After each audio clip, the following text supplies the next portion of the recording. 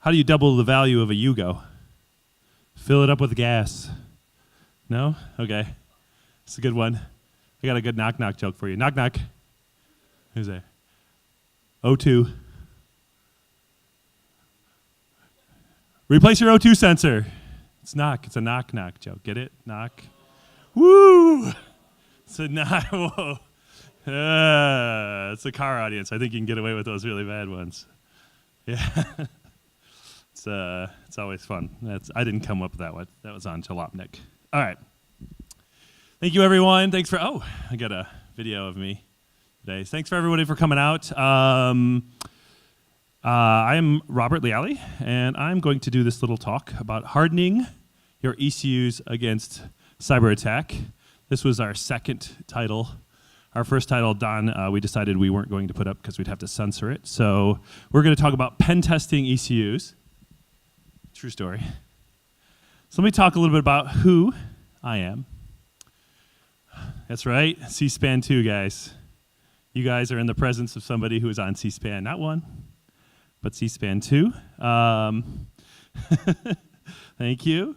I'm a longtime Intrepid lover, like I'm sure a lot of people here. We enjoy Intrepid control systems. So if it's your first time coming to one of these events, thank you and welcome for coming out. I started actually at Intrepid in 2005.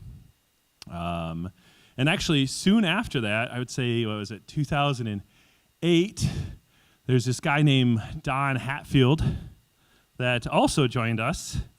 In fact, what date was that in 2008? Was it May 1st, by chance?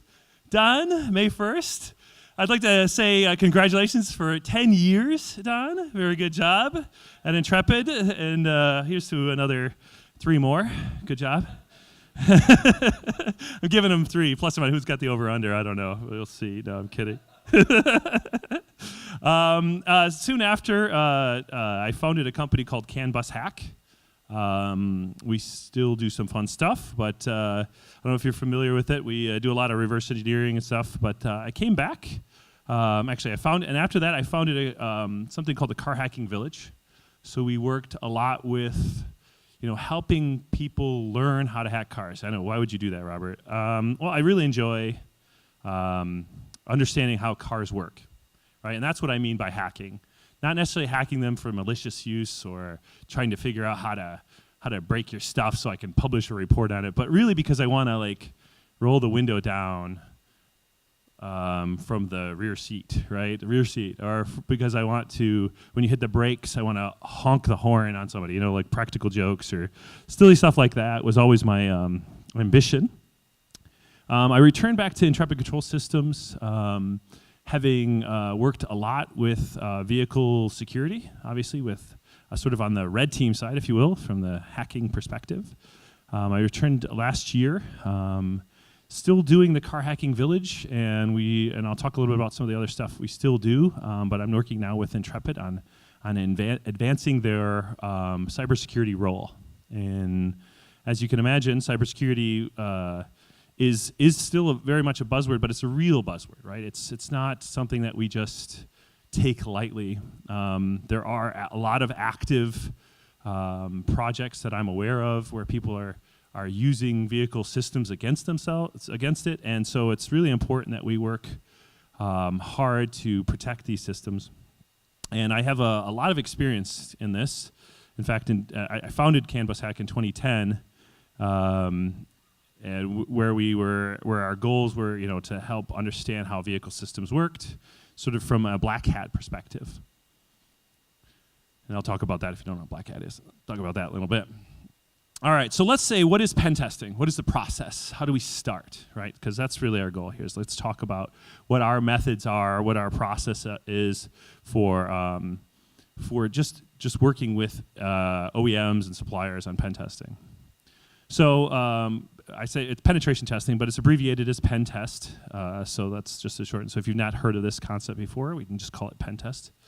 There's a really good document. NIST actually has a really good document, 800-115, that describes pen testing, not in automotive space, but pen testing is in general. So let's just go ahead and read the boring stuff real quick. I know it's really hard to see, especially if you're in the back, so I'll read it out for you. Pen testing is, develop information security assessment policy, right? So it's the policy part, the methodology, individual roles and responsibilities related to technical aspects of the assessment. So you have to take in and you have to really well define. I'm going to iterate this again and again. You have to really define what it is you're trying to do, because really, what is security if you don't define it first, right? How do you know if you're secure? How can you just say blanketly, yes, this is a super secure system, without really understanding what it is you're trying to secure? So I think that's really important. We have to accurately plan for this technical information and security assessment. We have to. You have to know, planning, super important aspect. Now, again, I'm going to keep talking about that. Appropriately handle technical data, right? So we're going to be getting in a really, that's the difference between the black hat site, and I'll talk about that a little bit more, but how much data do we actually start with? How much of it, what's the advantage of a pen test and maybe an internal pen test team, and what are their advantages versus some of the others? And understanding what to do with the data collection, transmission, and destruction as well of the data that you have. And you could, conduct the analysis and reporting to translate technical findings into risk mitigation. So you have to do something. Now that you have that information, what are you going to do, right? And this is always the big challenge, right? Whenever I'm working with OEMs, at the end of the day, we get done with a pen test, and they say, okay, thanks, give us your report. Now we have to do something with that. And often you're talking to people who they've never heard of cybersecurity before, so it's a big challenge for them to even get motivated to actually fix the problems themselves, because they don't really understand why you're doing it. So in short, we're auditing your ECU to verify it meets your security standards, right? So we have to know what your standards are in order to get to that point. So it's a part of your development process. So I'll talk a little bit about the cycle. So again, first, step 0, we must define what it is secure. What do we want to secure? Do we want to secure the telematics interface? Do we want to secure the body control module? Do we want to secure some drivetrain module, the device that steers the vehicle? That might be a good idea. After that, we need to make a plan, right? You need to define and develop what it is, those attack vectors that your company or your organization is looking to protect, the IP maybe that you're looking to protect, maybe customer privacy. We need to understand a little bit more about that. Those are things that we need to plan for. After that, we develop a series of tools that might help us. We develop a team. We develop a lot of other things that might get us into that next step. Then we actually run the test. So the test is, we do a lot of work well in advance of the test, because the test shouldn't take as much time if you planned well enough in advance. The test is really should be maybe depending on what the controller is and what we define as our scope. The test may only be a week or 2 weeks of actual, seeing if that thing is valid. If we planned really well in advance, we don't have to spend too much time actually on the actual test. After we run the test, we learn about it. We write a report. We learn. We understand a little bit more about the systems itself. But then it goes all the way back again, right? And this is where it's really critical. It doesn't end after we've written the report, right? The report is just the next step in reiterating this entire process. We need to have a really tight loop to understand, are we indeed, we define this scope, but what did we learn? Because one of the things that I learned when I was actually, trying to be like the black hat hacker side is we would look for certain vulnerabilities, and then we would find 3 or 4 along the way, right? And the same thing with a pen test, right? We're going to go in there, we're going to have a scope, we're going to say this is what we're looking for, and then by the time we get done with the test and we write our report, we found 6 or 7 more things that we probably should have included in the original plan. So we go back to the table and we say, okay, this is where we failed, this is where we found failure, and this is probably where we need to continue and follow up on. So now we talk about what a pen test is. Let's talk about what it isn't, right? It isn't a guarantee of finding vulnerabilities, right? It's a test. You don't fail if you find vulnerabilities. You don't pass if you don't find vulnerabilities.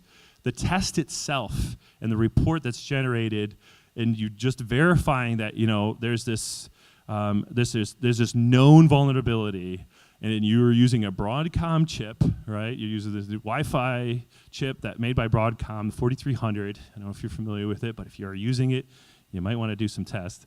And you guys are using it, you forgot to patch it, right? Well, we should probably check. That would be in our development cycle.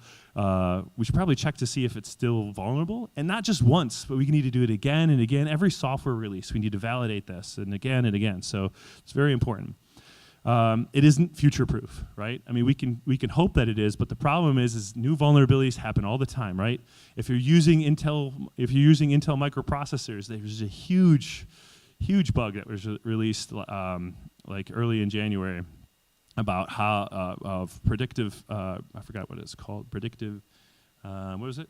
I don't remember. What's that? Right. Yeah. And with that, we were able to. It'd been in the chip for 10 years, 10 plus years. And the truth is you are using microprocessors right now that have vulnerabilities in them, right? So security in depth is really important, but this isn't future-proof. Just because you do a pen test doesn't mean it's going to solve it for the future. So you have to be vigilant, right? You can't just stop after you release a vehicle. Those days are gone. You can't just, ship a vehicle and then, after 6 months of it, just, archive the code and that guy goes to a different job and you never see the code again, never opens it up. You have to keep it up. And it's not a proof of concept, right? So sometimes we talk about, is this thing vulnerable, but we only check to see if it is. And we assume that it is quickly vulnerable, and then we move on, and then we try to patch it after the fact. So a lot of hacks that happen nowadays require it's this POC concept, POC, GTFO. Anybody familiar with that? With POC, the pen tests themselves don't actually have to. You don't have to include a vulnerability that you actually. I'm not here to hack your stuff. I'm here to see if anybody else can easily hack it. Right. So making proof of concepts isn't necessarily something that a pen test will do for you. So how do we pen test? Well, again, I'm going to keep saying this again. We verify the requirements. Right. You as the OEM or as the supplier. Your hardware, your software, your firmware, your chips, your microprocessors, what you're using, hopefully. Hopefully you're aware of it, not always. Sometimes it's quite interesting. You need to know pretty detail what type of software, what libraries you're using. You need to know all of that stuff, and then you put it on a requirements doc.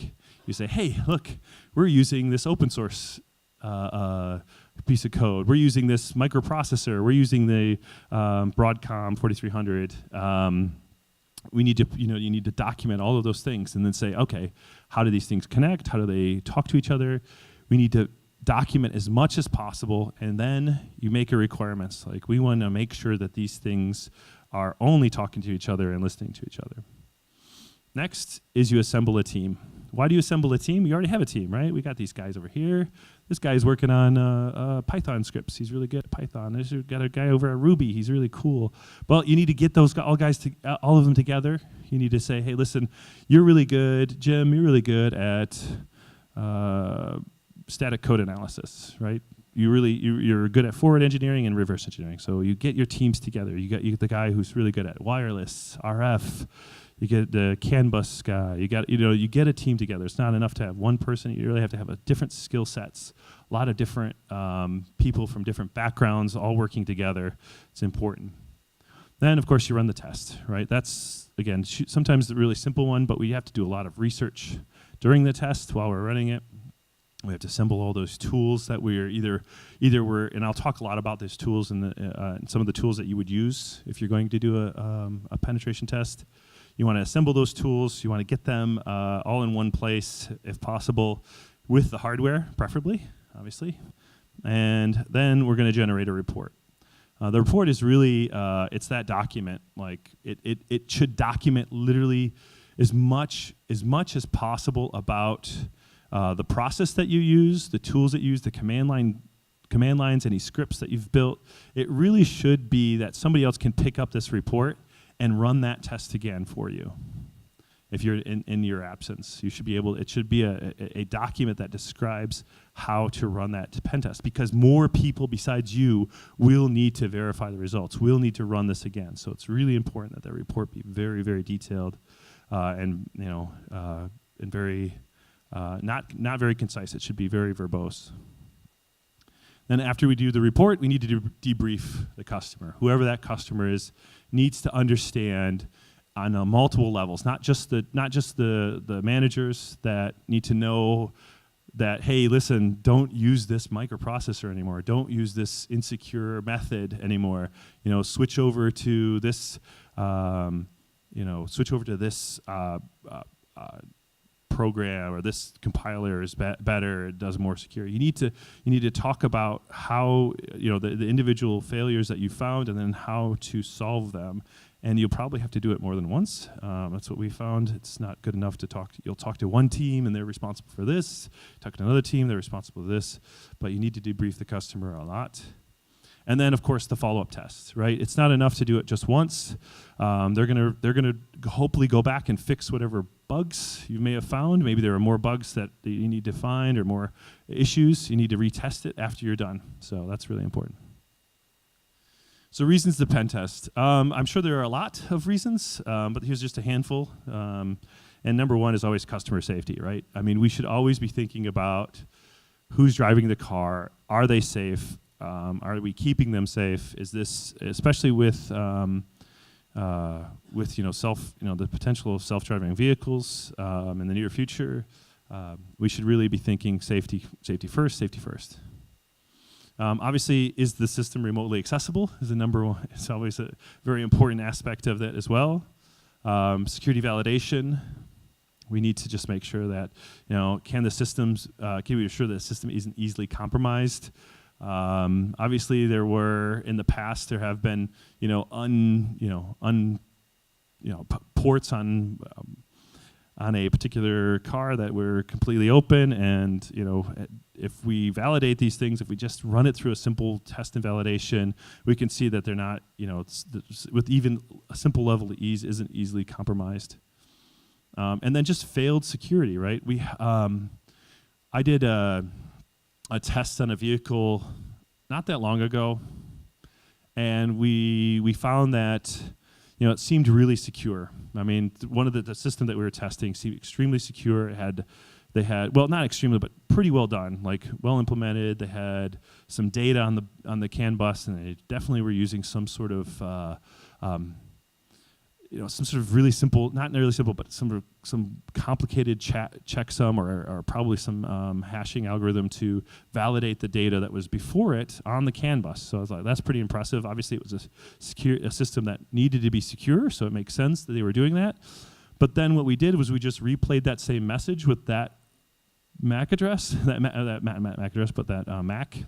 hash algorithm. We didn't even know what the hash algorithm was. We were able to determine that, hey, look, we could replay the data and just copy the previous value over. So they weren't really securing the data at all. That was a big problem. We had another customer that we were able to read. They had like another security system that we were able to read out the expected value that was supposed to be returned in this challenge response system. We were able to read out the expected response value right from memory, so we didn't even need to know the algorithm. So these are just really simple things that we check for initially that only take a couple of minutes. Really, if you write a script for it, you can take a couple 10 minutes, and you can know if all of your system and all the security and all of the time and testing and validation that you've done is really for naught, just by doing some simple tests. I'd say that one took us maybe a couple hours to figure out. So it wasn't super challenging.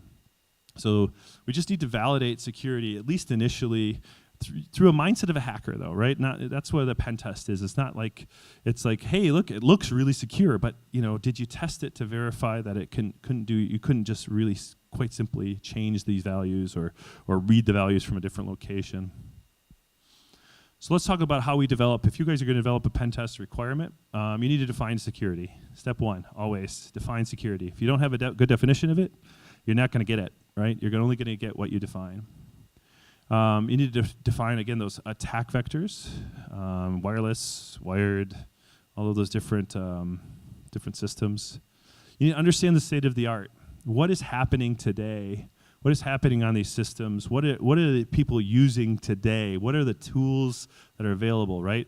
Not that long ago, anybody here heard of a relay attack before? I hope some of you guys have, right? A few of you. A relay attack, and I'll talk a little bit about that later, but today, a relay attack occurs. It's possible that you can essentially borrow somebody's car without them knowing.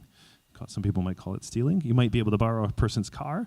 The state of the art is these tools that are available are really cheap, really low cost, and they're kind of prevalent. You can go to Alibaba and buy them, right? So they're off the shelf to devices to do this right now.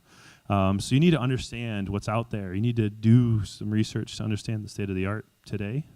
And of course, you need to understand your budget, right? Because there are some, you can go. You can spend, I can spend a couple of years on a system if you really want me to. I got no problem with that. So understand your budget, especially if you're defining requirements. You need to understand to see if if you're asking for some like special application to be generated just for your for testing your system, maybe your budget needs to be expanded to hit those. So let's talk about some. This is like the constant. Sort of challenge, right? There's a lot of in-house pen test teams here, and I sort of represent maybe an outsource. So let's talk about some of the pros and cons. Obviously, I'm going to tell you which one I go for, but there's some it's very important piece of the puzzle is an in-house pen test team. So with in-house, obviously we have that tighter integration, right? You can talk, the guys that are doing the pen tests can go walk over to the engineers that are they're breaking their stuff and say, hey, listen, Joe, you really need to fix your stuff. Here, I found this. Haha, I'm gonna razz you all day about this. So there's some really, it can be a lot faster, a lot more direct integration. You can keep your IP close to the chest, especially if you're working on these new systems, right? A lot of IP happening nowadays, especially as we make the change to autonomous vehicles. We're gonna really, a lot of this new IP is very challenging, especially from a perspective. Running the car hacking village, we're always looking to hack the new stuff at the village, and nobody will ever give me it. So if anybody wants to give me their new stuff, that'd be awesome. Also, keeping that core competency, right? You want to have those guys in-house in case you have any questions, right? And having them always around, and as a function of building a vehicle, you should be able to have security as part of that. So keeping that core competency is really important for the in-house group. And of course, keeping your costs down, right? Because as much as it costs to have a group in-house, having a group outsourced can be a little bit more, depending on what it is you're trying to do. It just depends on if you have some guys that are internal that are just they're there and they know a lot of the individual stuff, and they can keep them busy a lot more potentially. Outsourcing is obviously very much more flexible. That's usually one of the big advantages of outsourcing anything is its flexibility. You can hire and fire the teams as needed, so that's always helpful. More responsibility. The idea here is with an outsourced team, if they don't do the job, you don't pay them, right? So that's always nice. They're usually a lot more responsible. With scope shift, you have a lot more. There's a bit of a bigger bonus when your scope shifts, which it always does. I can tell you from the 7 years of consulting, I have had 0 projects that didn't have any scope shift. None. 100% of them will have scope shift, and that's always something that outsourced teams can be very flexible with. We're a highly specialized group, right? When you work internal to an OEM, you're used to your tools and your internal mindsets and how things work internally. Whereas when we're outsourced, we have to kind of adapt to each one of our customers, and we have to be very good. We have to compete against the rest of the field who's also doing penetration tests. So we have to be much more specialized, and obviously at Intrepid we are very, very specialized in automotive serial data, data logging, etc. And we're not beholden to the same boss, right? And that's one of the bigger challenges.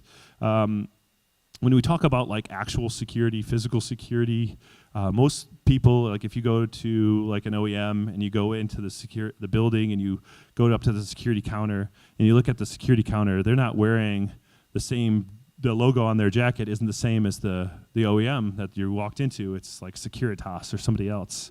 And the reason why they do that is to have local security is sometimes it's a challenge because they are beholden to the same boss. Say, hey, you can become more buddy-buddy with somebody. Hey, you can go over to Jim's desk, and if Jim, you'd show him the vulnerability that you found on his system, he might say, well, listen, I'm going to talk to the boss next time, and I'm going to get you fired because you keep bringing these things up. So you don't have that problem, obviously, with an outsourced group. And actually a bonus of outsourcing is our unfamiliarity with the system itself. I know that sounds weird. If you're more familiar, maybe you actually do a better job of testing the system, but because we don't know how it works, we can better simulate a true attack on the system itself. And we ask a lot more questions, and in asking those questions, we definitely figure that system out. Maybe just by talking about it, sometimes we get a better understanding of it. But there's also the hybrid model, where we do both in-house and contracting. You get to keep, so with the hybrid model, you can keep that core competency. You can maintain the flexibility system as well. We could service your customers because we're tightly integrated with the internal groups. And it's more of that supplier model that we're used to, right? The OEMs design the system, do the initial test, validate it, and then they outsource to sort of escalate that system. Let's talk about white hat, gray hat, and black hat. So what's helpful when you're doing a pen test? Documentation, super helpful, so nice. Like DBC files. I don't know if you're familiar with those. They're the files that actually define the CAN database. Source code is sweet. Really like source code. It's a lot of fun. If you have it, I know not everybody has that. But if you have source code lying around, it'd be really cool to have that. It's really helpful. Wiring documents and system documents are really nice. Any protocol documentation is really helpful. It's always cool. So a white hat gets all of that. So if you're going to outsource or try to go to another team and you want to learn the lingo, you want to be hip, be super cool like a hacker, elite. Understand that white hat, you give them all the documents. So when you do a pen test, you hand over all the documents such as DBC files, source code, wiring documents, protocol documentation. And why would you do that, right? You're trying to get them to hack your system. The external hacker doesn't have that. Haha, yeah, they do. They already have that information already too. So it might actually be a really big advantage and speed up the cost and timing. Sometimes a lot of customers will be white hat and give you all the documentation that they have and give you full access. And your goal is to attack the system, but with prior knowledge of the system. Gray hat is sort of halfway in between. You only get what's needed, right? Not every OEM has access to the source code, right? So they might not be able to give you that to you, but they can give you a DBC file, maybe a wiring diagram, maybe not the protocol document because they didn't define the protocol that goes between the systems. And then black hat has no documentation, so that's ideally what an attacker or a hacker would have zero documentation on the systems themselves. And in which case, if you're trying to emulate what an actual attacker could do, no documentation is clearly the direction that a lot of OEMs can easily do. And what's good about that is if your system is completely devoid of any bugs or anything like that, good news is the black hat hacker won't be able to get in there. So that's good. So how do we do penetration tests on vehicle systems? We fill the holes in the documents. I spelled holes wrong. That's awesome. We acquire the tools. I'll talk a little bit about them. Then you're going to want to build your team again. Working with we work using that statement of work. We enhance the statement of work as needed because there's always scope shift. And then we document that device under test, whether it's a device, the whole vehicle, whatever it is. We research, plan. This is my process. We reevaluate the team because maybe we need to add more people as we learned a little bit more about how the system works. Maybe we need another guy or a girl that's a little bit better at these particular systems. We set timeline goals. Obviously, setting goals is a key part of testing anything. We execute that test, finish our report, present that report, transfer that knowledge. It's very important to let you guys know after we found some vulnerabilities what they were. We work to resolve any outstanding issues. There might be some follow-up that we have to do. We were the customer, the development team, so they can actually fix these problems. And we retest if needed, which is almost always the case. You'll have to do some level of retesting, whether it's really simple or just that in the knowledge transfer itself, we transfer how to follow up the test with the customer. So let's talk a little bit about some of the hardware and some of the tools that you might need. So if you are developing your own pen test team, obviously you're at Intrepid Tech Days, and I highly recommend the Neovai Ion. And why? Because it has CAN. It has LIN. What else? It has FlexRay. What? And this new thing, I don't know if you heard of it, it's called Ethernet. It's in cars now, I've heard. It's pretty exciting.